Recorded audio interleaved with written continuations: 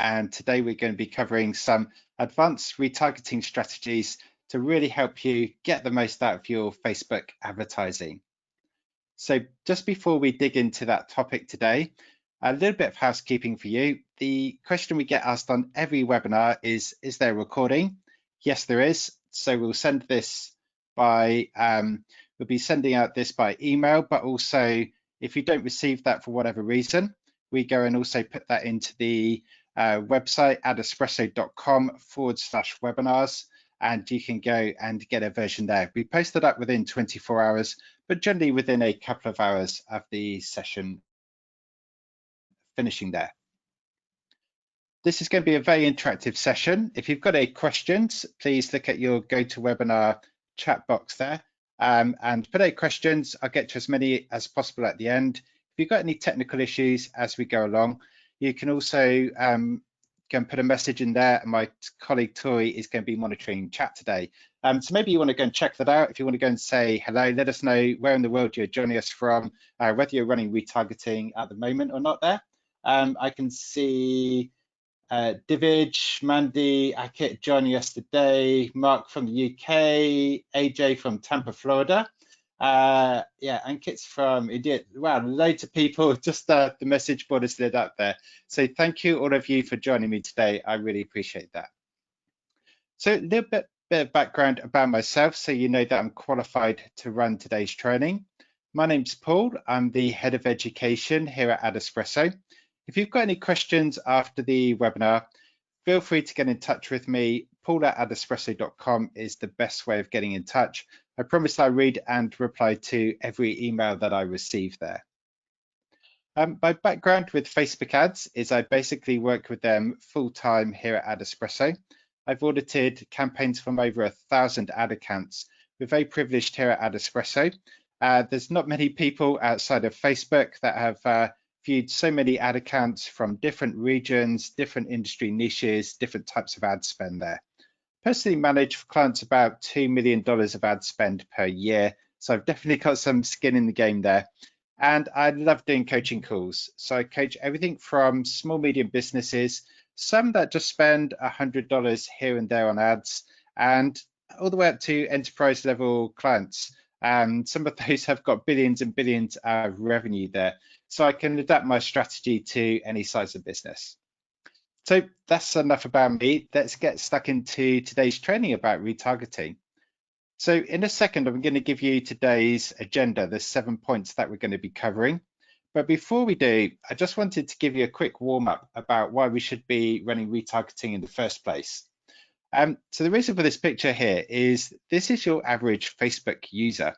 This is the very accurate scenario. Facebook in their quarterly results said that 94% of Facebook ads are served on mobile devices. So think about what those people are doing on their mobile. You know, they see your ad pop up, your cold traffic, your prospecting ad. They love what they see. They click through to the website. Then they don't purchase or they don't sign up as a lead straight away. Why is this? It could be that they're on lunch break, they got to get back to work. They could be on the move. They could be on a bus, on a train. Maybe they're watching Netflix at the same time. They get distracted. So they mean to come back, but by that time they've forgotten who you are. They've moved on. They've looked at 100 other websites. So this is why retargeting, to give them that little nudge and say, come back and complete that action, you know, sign up as a lead, go and make that purchase is really important there. So think about your user experience. They're on mobile. Maybe they need to complete the user journey on desktop at a later time. That's where retargeting can help. Also remember that if we've got the Facebook pixel on the website, we don't just retarget Facebook ads, you know, people that have clicked through from there. We can target any traffic. Maybe that traffic came from a blog post, just from Google search, from email. However people reach your website, once they've come through, if you've got the Facebook pixel on there, then you can be retargeting them. So that's where it's really powerful. You could build funnels, for example, using Google search to drive traffic through to the website and then retarget to them using Facebook ads. There's lots of potential there. What I've shown here on this screen, this is just like a user journey for e-commerce. Obviously, you adapt this for your own funnel. Maybe you're doing leads and you get the sales qualified leads and then marketing qualified leads before the purchase. Whatever your funnel you've got there, this is just an example.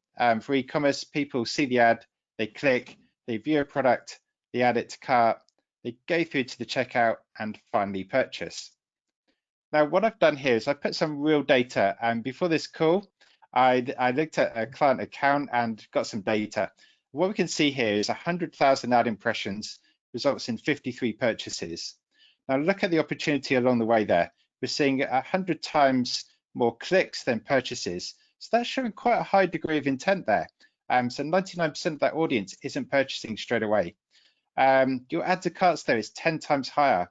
We're seeing 3 times more initiate checkout. This is where people go through to that final step. You know, retargeting those people is going to be very cheap with ads, but can be highly effective. If we could double this this number of purchases there, that could be the difference between success and failure for your ads. Another example here, again, I pulled some client data before this call. This is a retargeting campaign that I was running. It's just a 15-day audience of add to carts. We'll cover these audiences in more depth later. But, you know, I'd like to give you some real figures here. 14,500 spent on ads. That resulted in 169K revenue. Retargeting works. I'm not just going through theory here. This is actually bringing in revenue for a lot of clients there. So hopefully that little intro kind of gives you an idea of why we should be running retargeting. So let's dig in and talk about today's topics. We're going to be going through evergreen retargeting. I'll explain exactly what that is in a second. Then switch gears and look at seasonal retargeting. And then we'll cover some other topics like using email audiences, what kind of offers to use, and wrapping up some little things like your optimization, budget, bidding, and placements there. So let's get stuck in. Evergreen retargeting. This is something that you might have come across. Some blog posts make it sound really mythical, really complex, something in depth that nobody can get their head around. It couldn't be further from the truth. It's very, very simple. I'm going to show you in a couple of slides exactly how to set up these campaigns. So what do I mean by evergreen retargeting? An evergreen campaign is just a campaign that uses an audience that dynamically updates over time. What that means is, unlike a static audience that's going to saturate over time, you can run your campaign forever because the audience is being refreshed. So every so often, when they see your ads, it's new people in that audience, they drop out over time there. What that means is you can run these campaigns for months and even years. And this is a key point here. None of us have got enough hours in the day to keep cranking out more and more campaigns. If we can run some evergreen campaigns, which are always on, that's going to save us a lot of time. They also have a very good ROI. So they're my favorite types of retargeting campaigns, certainly to start with. If I'm starting on a new account, first thing I do is put those evergreen campaigns in place. So I've kind of got like a very cheesy clip out here to illustrate, but you hopefully get the point, is that your audience there is like on there on a conveyor belt, is that they join on day one, they see the ads for a number of days. By the time they start getting bored with the ads and you know, we don't want them to get annoyed with the ads, they're going to drop off out of that audience there. And this is what's really important with Facebook ads. When I speak to my friends that go, oh, I hate Facebook ads, it's because they see the same ad day in, day out for far too long. But using these dynamic audiences in evergreen campaigns is really important. So how do we set those up? Hopefully you're familiar with the audience panel in Facebook Business Manager. If you're not, just going to Facebook Business Manager, you should see a menu there where you can access all of the tools. One of them is audiences. When you click on that, you'll see a screen like this one. And what you'll see on most of the audiences, this is the really key bit here, is that you've got these time windows. Like in this case, I can specify 7 days. Now, these audiences dynamically update in real time. So all website visitors in 7 days, saying every time somebody looks at the website, they're going to be added to this audience. After 7 days, they're going to be released from that audience. You'll find that a vast majority of audiences that Facebook allow you to create are dynamic. There are some static ones, which are email custom audiences. We'll cover this later, how you can sync those up. They're not then fully dynamic, but you're kind of getting a halfway there. So let's see how we would actually put this into a campaign here.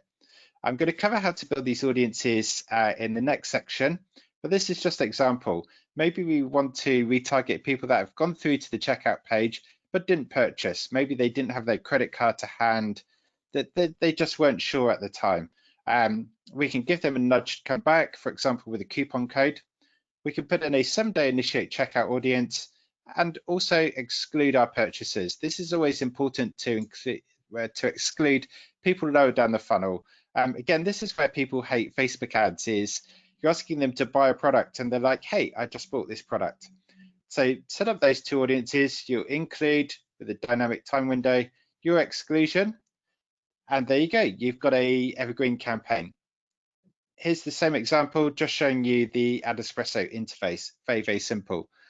So hopefully that demystifies it for you. Evergreen campaigns, you can set the audiences up in a couple of minutes. You can get the campaign out there in 5 minutes. It's not complex. It's not something that's super advanced. These are very simple campaigns. You can get that running, and then you do have to keep an eye on the results, but in theory, you can keep that running for a long time. I've had evergreen campaigns that run for over a year for AdEspresso. So hopefully with a bit of tweaking, you can do the same for your business there. Now, that gives you the first example of an evergreen campaign. And what we can then do is move on and just put in some sequences here. There's two things we're going to look at. One is segmenting by the stage in the funnel. And then afterwards in section 3, we'll look at how to segment by time windows. So what do I mean by segmenting the audiences?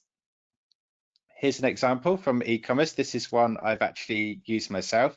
So 7-day website visitors, fairly strong audience, but they're not showing too much intent. They've just clicked on the ad and gone through to the website. So maybe I just give them an offer for free shipping, little incentive to get them to come back and complete. My add to cart people, these are showing more intent. They've actually gone and added something to that cart. That's a very good signal they're in the mood to buy. I might want to retarget them with a stronger offer, so like $10 off.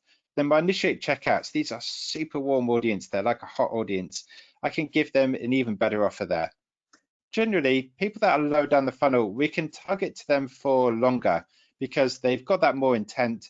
Also, just the audiences are smaller. An initiate checkout audience, as we saw from the funnel stages, there's a lot less people in there than like a website visitor audience. So it's not going to take much budget to go and run ads for a few more days to those people there. And they certainly just, they're thinking about buying. There's that intent there if they've gone through to checkout. So I can target them for later.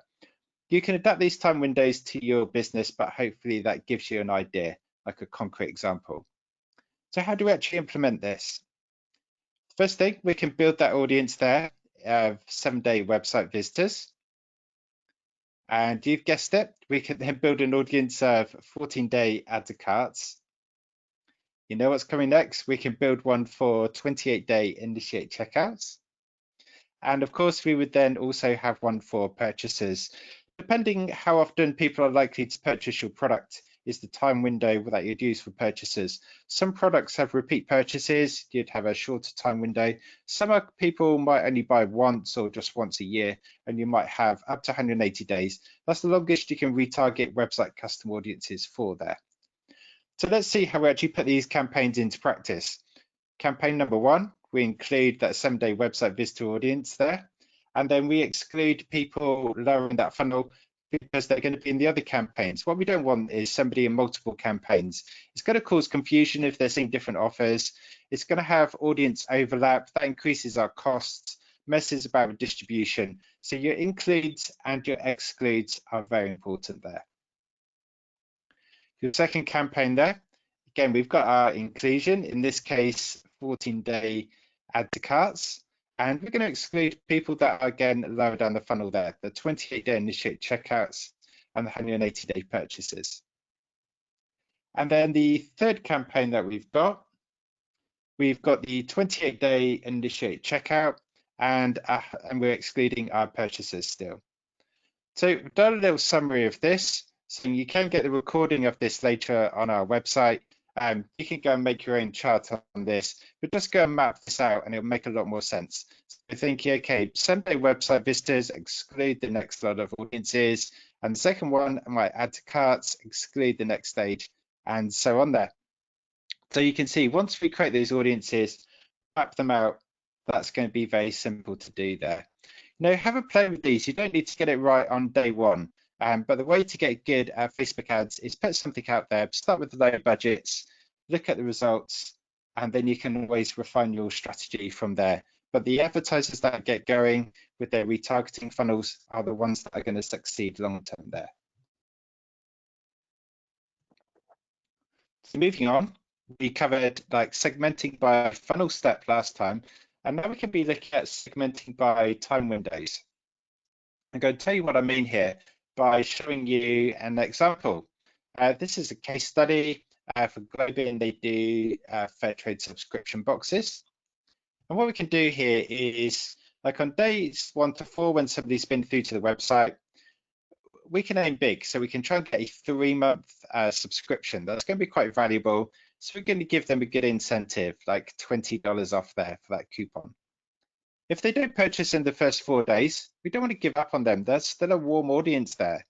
So what we can then do for days 5 to 8 is we can say, okay, you weren't interested in a 3-month subscription.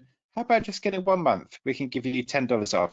So we're asking for a lower commitment and we're giving them a lower value coupon there. Maybe after days 8, they still don't purchase. Okay, let's give up on getting the subscription. Let's at least try and get an individual shop sale out of them. So we can say, well, you know, buy some items, no long-term commitment there. You're not going to subscription. We'll give you a free basket. So there's still a good incentive there. Finally, you know, if they're not buying by that time, we can throw one more offer at them. We don't want to give up too easily. And what we can say here is, okay, you're not interested even in buying some shop items. How about just like a little $10 tripwire product? At least we turn that prospect into a customer. Even though it's say $10, there's a psychological difference there. And we can then work on them and try and upsell them into a proper subscription or buying higher value cart sale there. So you probably think at this time, okay, how do we actually build out these audiences? So just like we did for the funnel stages, let's go and build out these audiences. And what we do here is these time windows. So your 1 to 4 day website visitors, we just use our 4-day website visitor audience. We just create that audience with a 4-day time window. Very, very simple. And of course, exclude people lower in the funnel, such as our purchasers there. Second campaign. This is where people get confused. They're like, how do I create a 5 to 8 day audience? There isn't an option in Facebook, but it's all about getting your exclusions right. So you include the 1 to 8 day audience that you've built, and you exclude the previous audience, that 4-day. By default, that then creates a 5 to 8 day audience. And of course, you also exclude your purchases there. Next one that you do for the 9 to 12 day audience, I think you're probably getting the theme here, is to include the 12-day audience and we exclude the 8-day audience. And that's how we create that 9 to 12 day dynamically updating audience there. And of course, exclude purchases. And the final campaign in our sequence there, if we want to go from days 13 to 16, we build a 16-day audience. We then exclude the 12-day audience and of course our purchases there. So once you get going with it, it's very, very simple. It's all about having those audiences in place to start with. So again, let's see how we can map this out.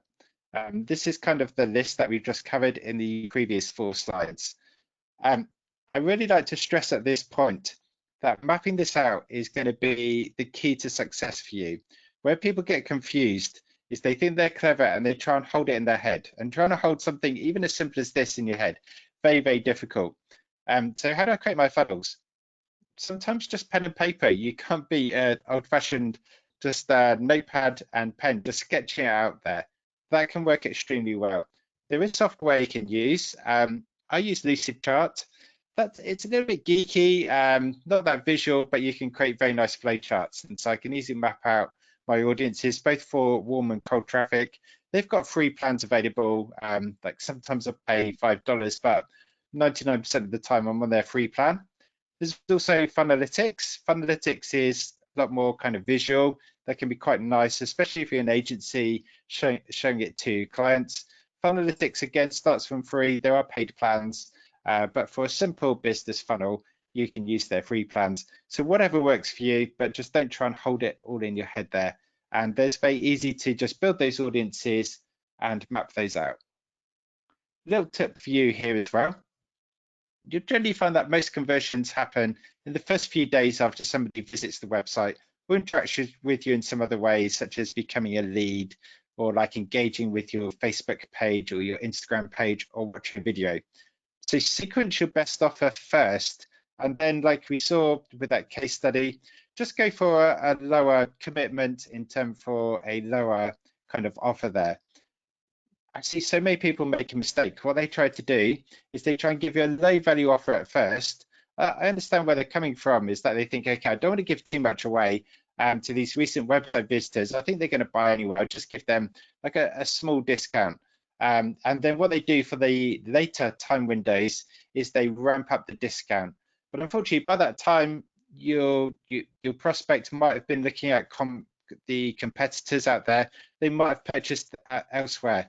We need to go and grab that customer as soon as possible. So just sequence your offers so that you give your best offer first. That's my advice anyway. Obviously test what works for you, but I usually go and start with that best offer first there. The next consideration is what type of creative do we use? So we've got our funnel mapped out. We're implementing that there in AdEspresso or in Facebook Ads Manager. What do we actually show the customer? I usually go and keep the creative very simple, very blunt to the point here. Like for AdEspresso, it's start my free trial. People read a blog post, go through to the website, and then we can retarget them for a few days saying, right, get your free 14-day trial. Remember, people already know about the brand, so we're moving away from brand awareness and we're now moving into that kind of evaluation stage. We want to get that conversion. So it's up to you, again, test, but I keep it short and sweet, the ad copy, make the graphic very bold and to the point there.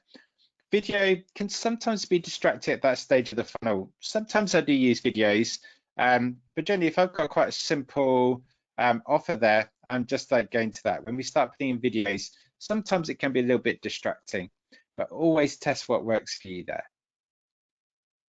Now, hopefully by this stage, you're convinced on Evergreen retargeting. You probably think about how you can map out your own campaigns, either by funnel stage or time windows. And of course, the question that arises then is, okay, maybe I run a campaign for 7 days. People don't purchase or sign up as a lead and they drop off. What do I do with those people? Because you can retarget them for up to 180 days if their website visitor audience. If they filled in a lead form for up to 90 days, and if they're an Instagram or Facebook page engager for up to 365 days. So those audiences move out of that dynamic retargeting, they move off that conveyor belt that we showed you there. What do we do with them? Now we can't show them ads for non-stop. That's where people get annoyed. That's where your ROI really goes down. So we can't put them into another evergreen sequence forever, but what we can do is seasonal retargeting. So this is the second stage of retargeting. And generally what we're going to be using is themed promotion. Just a random offer. It's okay, but it doesn't really stand out in the newsfeed. I think there's something like 8 million advertisers on Facebook now. About 1 in every 5 posts that people see in their newsfeed is an advert. So we need to stand out. So just a random offer doesn't always work. Think about how we can theme this. Can we go for Valentine's Day, Mother's Day, Father's Day, Easter? If in the US, the Labor Day, so on, Black Friday, Cyber Monday, Christmas, New Year, hundreds of things. We'll cover some in a second, but these themed promotions can work quite well. You'll see even people selling couches, beds, look at what those kind of stores are doing, even though they can't really theme like beds into any particular season. They will probably have some kind of seasonal sale. They know exactly what they're doing with marketing. So see if you can do that for your type of business. As a rule of thumb, I'm generally running about 2 promotions a month. And what I do is I start them running. I'm going to keep a close eye on the results. Once the frequency goes up, because it's a static audience, and crucially when the results start going down, I can pause, wait until my next seasonal promotion there. And of course, just make sure with your exclusions, you're excluding people in your evergreen funnel. because otherwise we get that audience overlap, we get that confusing mixed messaging there. Again, let's have a quick look at the type of ads that we could be running. What we generally don't want to do for warm audiences is our brand awareness, our prospecting ads, like in this case, hey, if you got a cat, go and feed them some nice snacks. No, we need to be moving more towards the evaluation and the conversion stage of the funnel. So another ad here, I just chose Walmart as example, Black Friday sale, straight to the point, got a carousel here, 10 items, this is the price, do you want to go and buy them? That's what we're looking for. It depends on your funnel, how complex your product is, but generally just think that we're moving away from awareness into the evaluation and conversion stage of the funnel there. So you're probably thinking, hey, Paul, that's really good. How do I know what my seasonal promotion should be? There's loads and loads of websites on this. There's websites for like the days of the year that say what's happening on particular days, different random named days. But a really good marketing asset is the Twitter marketing calendar. You can download this from business.twitter.com, and they've now produced 3 versions, one for US and Canada, one for UK and Ireland, and one for Middle East. What it does is it gives the key promotional dates, and it's also looking at the tweet volume. So this isn't just that theoretical calendar, oh, it might be nice to run promotion on this day. You can actually see what audiences are talking about on social media, completely free. So that's quite a nice resource to start you off there. So once I start thinking about my seasons, then what I'm going to be doing is mapping this out. In my previous job, I used to use a spreadsheet, sit down on the first day back in the office in January, start mapping it out for the year. Obviously, as you start going more granular, as you get into each quarter and then each month, but you always want to be working ahead to give your graphic design team some time to go and create those assets. And it's just a lot easier if you've got a plan there. So I usually start out by mapping out the key promotional dates. Like, am I running a Christmas campaign, a Black Friday campaign, and so on. So once I've mapped those out, I then schedule in new product launches. If I've got something exciting that needs to be talked about in an ad campaign, I'm going to slot that in next. So generally your product launches or any new sort of pushes are going to be scheduled outside of those key dates. Next, maybe you work with some third parties. Hopefully you have enough influence over them to say, look, we need to schedule your promotions with us around the gaps in our marketing calendar. And then if you've still got some gaps to fill, you can look for those websites that talk about the national days, international days. I think it was International Dog Day yesterday, and my Facebook feed was full of pictures of dogs. So maybe if you're selling pet food, you can tie into those sort of things. But basically, map out your content calendar. That's going to make it very easy for you going forward there. So this is something I used to do religiously in my last job, and we still do it. Like at AdEspresso, any of our promotions, we do some themed around certain seasons there. And certainly all my clients have a content calendar like this. It's essential before I run any ads for them. So we've covered so far evergreen retargeting, and then moved into the other type of retargeting, which is seasonal campaigns. And what we're going to think about now is some other audiences. We've been talking about your website custom audiences and other dynamically updating audiences, such as video views, Facebook page engagers, Instagram page engagers. But a really valuable audience that you've got is your email custom audience. So what is this? This is where you have your email list from your CRM, so like in MailChimp or HubSpot, and you can upload this to Facebook, and from this you can create a custom audience. The advantage of your email list to be created into a custom audience is that you can be targeting those people forever. Compare this to a website custom audience where the pixel only captures that information for 180 days. Good example of this is people that are likely to buy from you this holiday season are the people that bought from you last holiday season. Now, I can't go and build an audience of people that purchased last November from the pixel, but I can with my email list. So that's a really strong advantage. Maybe you've got like a list that's been around for a few years. You can still remarket to those people. There are some disadvantages though. With your email custom audience, what it does is you upload that email to Facebook and it tries to match that to a Facebook profile where they're using the same email address. Now for consumer campaigns, hopefully you get about a 60 to 70% match rate. Most people use the same email address day to day as they do on their Facebook profile. Some people like me don't. But bear in mind, for B2B, the match rate is a lot lower. Like my AdEspresso email address, that isn't going to be used on my Facebook profile. So people ask, what's the best to use, a website custom audience or an email custom audience? And I think the answer is to use both. They've both got those pros, they've got those cons there. So why not use both of those at different times there?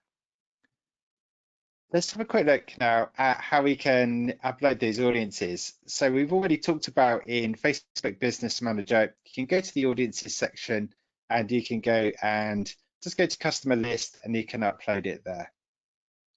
By the way, with all of these Facebook audiences, they are free to create. So when we're talking about the, sequencing out by different funnel stages or by time windows, create those different audiences in advance. There's no harm to having lots of them. Apart from email custom audiences, they're going to dynamically update. So why not create 10, 20, 50 audiences in advance to have on hand there? There's no problem with creating more audiences. The main thing is to have a really good naming convention. What people do when they start off with Facebook advertising is, say they're creating a website custom audience for some days. They just name it website custom visitors and they don't put a time window. Now that's fine when you start off and you've got a handful of audiences. A year down the line and you've got loads of different time windows, you forget which one's which. So that's why I have a really good naming convention where you mention the funnel stage, you mention the time window if applicable. But in this case, we don't have a time window, so we just upload that customer list. If you're using AdEspresso, you go to the Tools menu and then you go to Asset Manager. And what you'll see in AdEspresso, there's a green button, New Asset, and you can then choose from there Custom Audience. And from Custom Audience, we can choose to upload that data file, and then you just go and give it a name, give it a description, and then you upload your file. So Facebook Business Manager and AdEspresso are going to work very similar for that. But there is one downside to those audiences, which we kind of touched on earlier, and that's that they're not going to be dynamically updating. So imagine you're getting leads coming in regularly. What that means is maybe once a week, you'd have to export your CSV file of contacts from MailChimp, HubSpot, whatever you're using, and then you're going to have to upload it to Facebook, create that new custom audience and swap it over in your campaign. Nobody's got time for that and everybody forgets. So we really want to be using some software there to go and automate that for us. And I'm a big advocate of using AdEspresso DataSync tool. So that's under the tool section in AdEspresso. You can go to DataSync. And what it does is it connects Facebook custom audiences with most of the common CRMs here. You can see things like ActiveCampaign, HubSpot, MailChimp. Also, if you're using like Google Sheets, you can go and integrate that there. So go and have a look at that. I'll give you a free trial to AdEspresso at the end of this webinar. That can be really useful. And the sync can work in both directions. So if you run a Facebook lead ad campaign, what Facebook does with those leads when they get submitted into the lead form is it just dumps them into a CSV file. And you'd have to download that CSV file, import it into your CRM. Very time consuming, not very useful because you want to be able to contact the prospect straight away. So you can create a data sync from your lead ad form straight to your CRM, or you can go in the other direction. So from your CRM, you can go and create that website custom audience for retargeting. So that's going to be very useful. You could be getting contacts into your CRM by multiple sources. Once they're in there, they sync to that website custom audience, and then they're going to see your remarketing ad. So that's going to be highly powerful for you. Example here, you can go from MailChimp and you can just create that bridge there to Facebook. It's a 6-step process, very simple. Just follow the steps, click the buttons in the right place. It probably takes about a minute to set up the sync. Extremely easy. There's no additional charge if you've already got an AdEspresso account for this. Another little key advantage as well, if you're using a sync tool to sync up your CRM list to a Facebook custom audience. If you then create a lookalike audience based off that custom audience, that's going to update as well. So that's really going to make your cold traffic prospecting more accurate over time. So another advantage of using sync there. So we kind of covered a lot of the audiences, and we're going to move on now to think about what type of offers to use. Because maybe we've gone and structured our campaigns, we've got our inclusions and exclusions, we've synced up our mailing list. What do we actually show people? There's generally 4 different types of offers that you can use at this stage. Free accessories, free shipping, money off, or percentage discount. So we're going to cover each of those in a second. But one thing I always advise people, ask me, Paul, what should I use? And what I say is go and test those. Try different testing. In AdEspresso, you can use the split test. You can just load up different ad texts with different coupon codes and let them fight it out.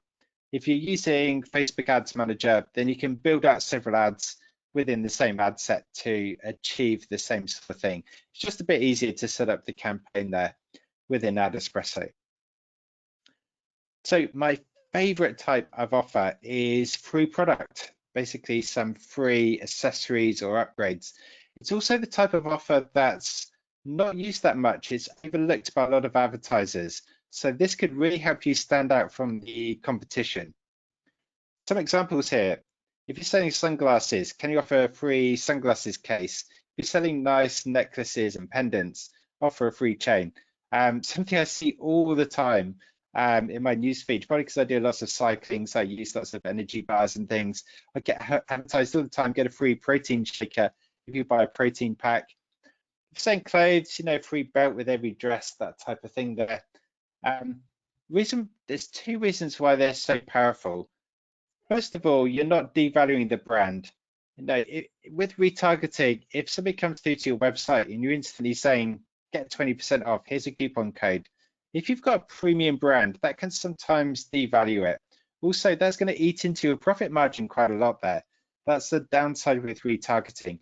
So yes, you can use discount codes, but also think about accessories. They preserve the brand value. People also love getting freebies. It really enhances the brand value rather than detracts from it. Now, these types of offers here, I picked them very intentionally. What you're looking for is a product that's very cheap for you to buy in bulk, but worth a lot to the consumer. One of my clients, they sell lots of sports apparel. They got some t-shirts made. The t-shirts were printed with a brand logo. Cost them $3 per t-shirt, but they listed them on the website as $25, but you could get that for free in the remarketing campaign. So it cost the brand very little, $3, but it's worth a lot, $25 to the customer. Like these protein shakers, I used to work in the sports industry. If you buy a pallet of these, they're very, very cheap, but to the customer, they could be worth $10, $15, that sort of thing. Same like this with chains. If you're buying them by 1,000, they're going to be very cheap. Same with sunglasses. So just think what you could be offering there to that prospect to help your brand. But moving on, free shipping. Facebook did a survey recently. They're getting ready for Q4, the holiday season, and they found that one of the most important things that people look for is free shipping. I recommend using this to increase your average order value. Instead of giving a free shipping code for everybody, say, right, I'll give you free shipping, but spend over X amount so that you try and increase that average order value. That's going to increase your revenue. That's going to increase your ROI there. And finally, you've got your classic percentage and money off coupons.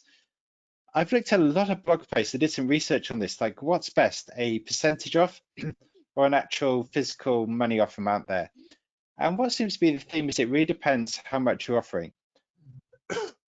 So if it's a small value amount, 20% off would sound better than, say, $5 off if it's a $25 product. On the other hand, if it's a large value purchase that you're going for, $20 sounds more impressive than, say, 10% off if it's that $200 product. So think about the value that you're aiming for there, and then just look psychologically, does the dollar amount or your local currency or the percentage amount sound better there? So we've got your offers in place. We've covered the type of audiences. We've covered email marketing as well there. And we're going to wrap this up. This is our last section today. And we're going to be looking at some miscellaneous items like optimization, budget, bidding, and placements.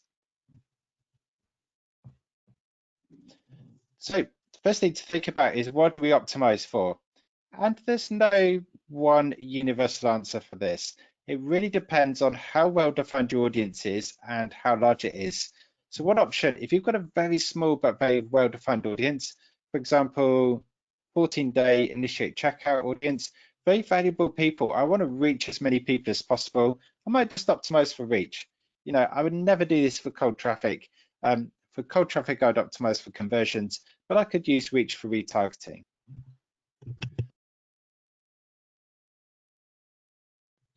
Something else I could try is just like a middle-sized audience, so it's a little bit larger. Like maybe it's website visitors for the last 7 days, as an example.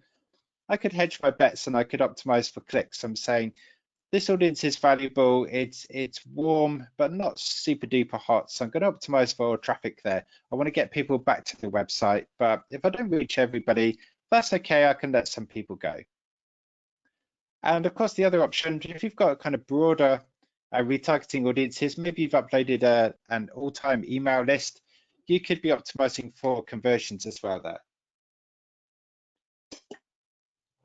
As to how you experiment with these, if you're not sure where to start, optimize for conversions. Chances are that's going to give you okay results.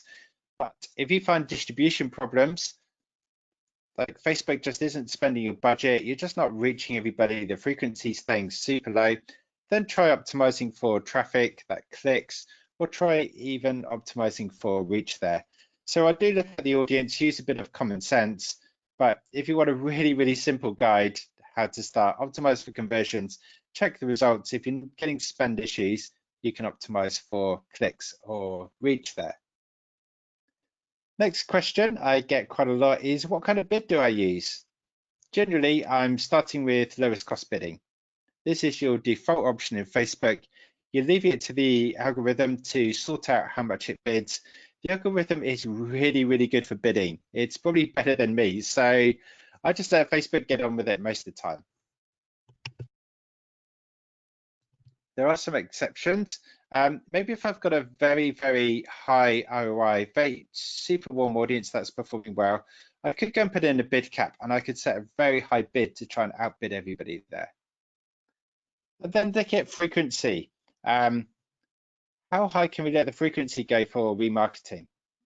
So something to think about there. In the Facebook newsfeed, Facebook's got a built-in safety cap. This works per user and it protects each user from seeing your ads too many times.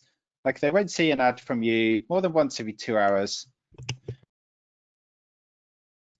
On Instagram, they see an ad once every 3 hours. In Instagram stories, it's every 6 hours. And Facebook also kind of makes it harder for you to show an ad to people multiple times in a day. So sometimes people think, well, if I set a high budget for retargeting, maybe somebody will see my ad 50 times a day, 100 times a day. That's not going to happen. They're only going to see your ad once every couple of hours. And if we use those tight time windows, which is the key to evergreen retargeting, then we don't have too much of a problem. Yes, they might see an ad 2 or 3 times a day. It doesn't matter if they only see it for like 3 days. Where people don't like ads, it's not so much seeing the ad several times a day. It's when they see it for weeks and weeks on end there. Good example here, like this advertiser set a really high budget there, like $300 a day. We can see from this chart, some days it only spent like $12. Maximum it spent was about $55 there. So I'm quite bold sometimes with my retargeting budgets. And actually start small, look at the data. If you're getting the good ROI, build up. But once you build up, you can go quite high on budgets and say to Facebook, here you go, high budget, spend what you want. That built-in safety cap per user means you won't spend it all there. How do I start allocating my budgets though? When new advertisers start out, common question I get asked in coaching calls is, how much budget do I allocate for cold traffic? How much for remarketing? What I generally do is my retargeting is going to give me the higher ROI. So I'm going to give that as much budget as it needs. Like we saw in that previous slide, I usually give it quite a high budget. and it just spends what it wants. It's not going to spend all of it. But if I had to pick a budget, and this is going to be so variable depending on what works for you for different brands, different regions, and so on, but maybe 80% cold, 20% remarketing. But in some cases, I have got clients that put all of their budget just into remarketing, but you can only do that, and it is an exception, it's rare cases. If you've got lots of organic traffic, like one client is putting out loads and loads of Facebook Lives organically. They get lots and lots of video views, and then I can retarget those video viewers with remarketing campaign. So we use quite small budgets, but very high ROI because I'm not doing my prospecting. I'm just letting the organic traffic do that. So for most brands, that's not going to work, but there are examples where if you've got a small budget or you've got really good organic traffic sources, you can put more into retargeting there. Around about 20% is probably where you're going to be starting. As to what placements to use there, generally for remarketing all placements, you just need to get these eyeballs as fast as possible, especially for evergreen campaigns. Slightly different for your seasonal campaigns and your email list, but for evergreen, get in front of them as soon as possible, whether on Facebook, Instagram, or on third-party apps via the audience network. In AdEspresso, you just go and select all the placements, and that's going to do the same there. And there's some tips there for those remarketing audiences. So that we just covered, if you've got the small audience and you're just struggling to reach them, just use as many placements as you can. With split testing, I covered this in my previous webinar. Split testing is very useful, but keep it to a minimum for retargeting, especially with ad sets and audiences, trying to avoid that audience overlap. Audience overlap doesn't matter for cold traffic that much when you've got big audiences. For small ones, it does there. But on the other hand, although I said don't have too many ads, also don't pause too many. We don't just want one ad there. Those people are going to see multiple ads. We saw that the frequency can creep up a little bit there. Not a problem if we've got multiple ads. So that on average, they're going to see more than one ad creative from you there. So it's about getting that balance there. For example, in a campaign, I might have 3 to 6 ads.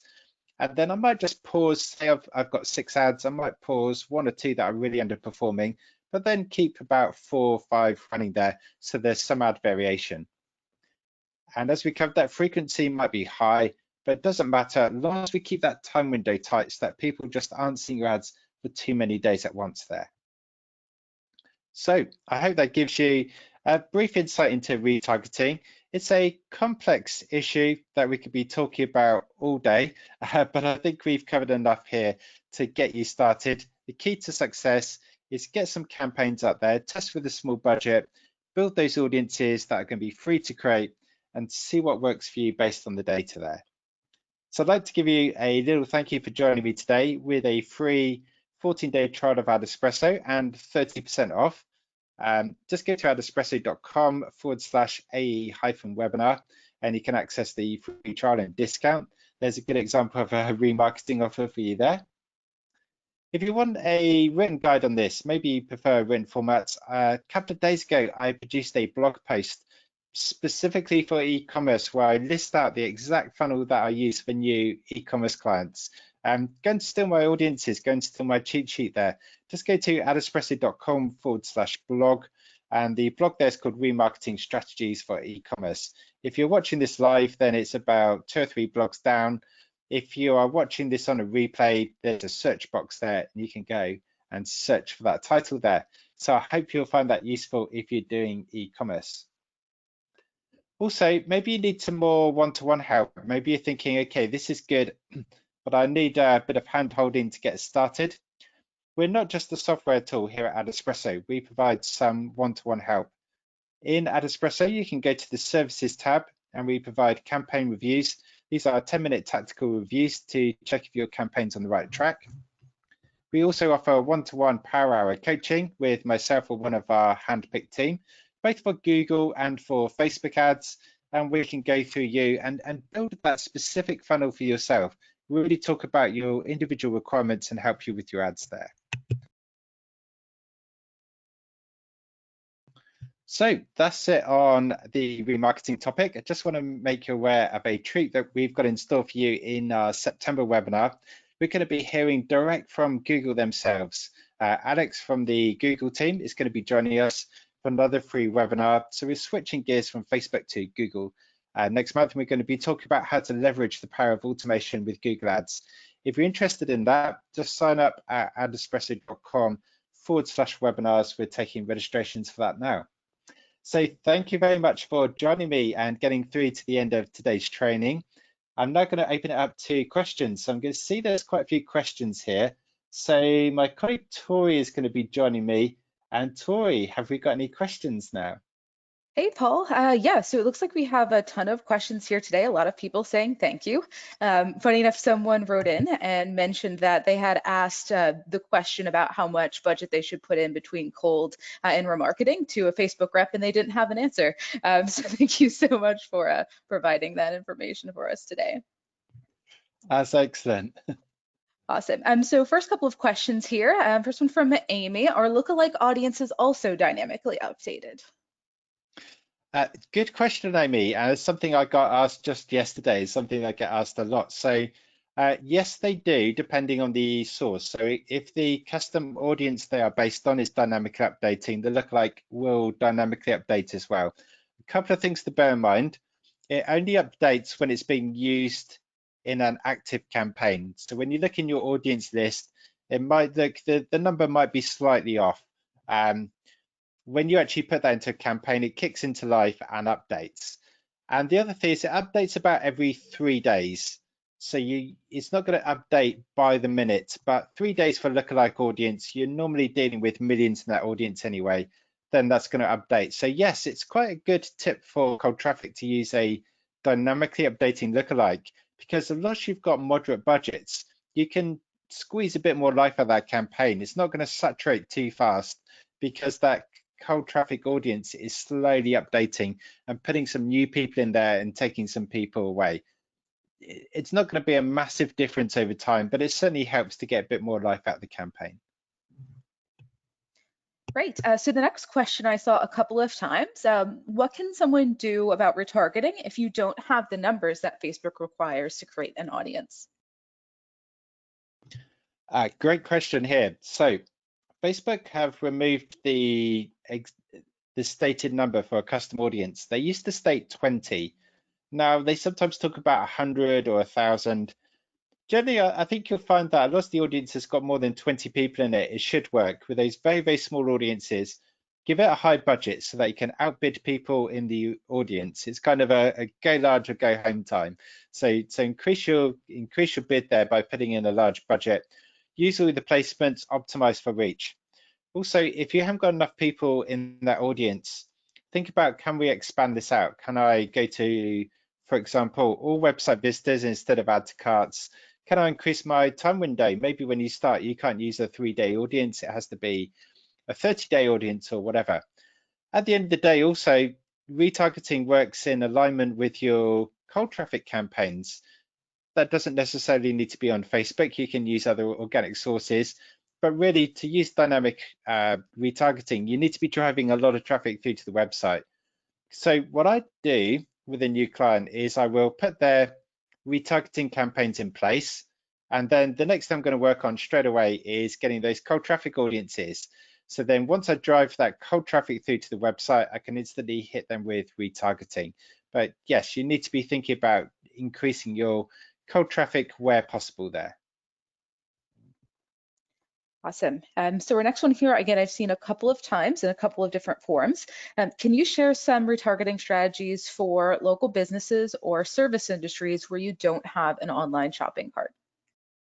Yep, so the nice thing with the Facebook audiences, and I recommend everybody goes into that audience panel in their business manager and has a look, is you don't need to drive traffic through to the website. You can create an audience of page engagers and again, put that time window on up to 365 days. Same for Instagram, same for video viewers. So really simple example, maybe you're a local restaurant. You can show a 60-second video, quick restaurant tour or focusing on the dishes. And then you could build an audience of people that have watched a 10 seconds of that video in the last 7 days, and then you can remarket them with a coupon code. For example, get a free appetizer, get a free dessert. This is something most restaurants are using. Very, very simple. Another very simple one is to run a Facebook competition. So again, maybe you're a restaurant again, and what you could be doing is give people a chance to win a free meal. You put a Facebook post, you boost that for page engagement, get people to like the post to enter. You could build a audience of 7-day page engagers and then remarket them with a campaign to go and get them to make a booking. There's loads of things that you can be doing on there. Facebook have really, probably in the last year or so, been very conscious that a lot of businesses aren't always using websites, so you can build those audiences. There's also, with Facebook shops now, you can build audiences of people that interact with your shop on Facebook, even if you haven't got an external website shop. So have a look through, there's loads of options. With lead forms as well, you could run a lead generation campaign and build an audience of people that have completed the lead form, and then you could give those people more information. So get creative, there's loads of funnels that you can be running out there. Final tip as well on that is go to Facebook Ads Gallery, literally Google Facebook Ads Gallery. You go to the free gallery from Facebook, it's all official, and you see every active ad running. So you can look at competitors.